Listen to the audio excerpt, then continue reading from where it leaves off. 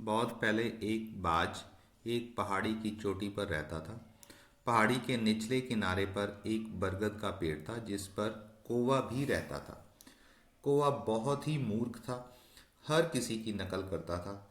पहाड़ी की चोटी के ऊपर बाज हर रोज भोजन की तलाश में उड़ता रहता था।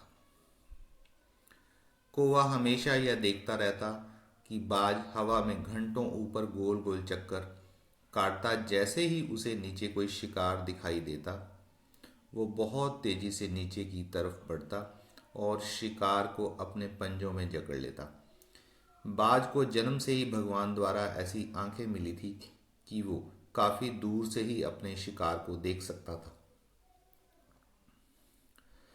कौवे ने सोचा, अगर बाज ऐसा कर सकता है तो मैं भी ऐसा कर सकता हूँ। और उसने निश्चय किया कि एक दिन मैं बाज की तरह दिखा दूंगा कि मैं भी बिल्कुल तुम्हारी ही तरह कर सकता हूँ।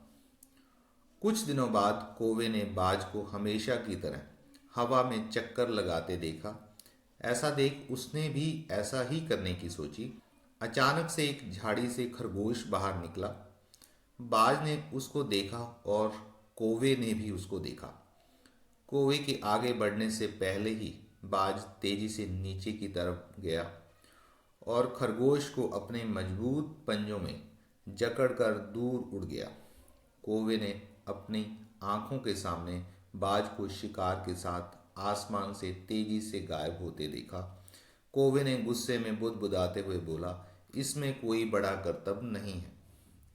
अगले ही पल कौवे ने एक बड़े मोटे चूहे को बिल से बाहर आते देखा। बिना समय बर्बाद किए कौवे ने बहुत तेजी से नीचे की तरफ उड़ान भरी।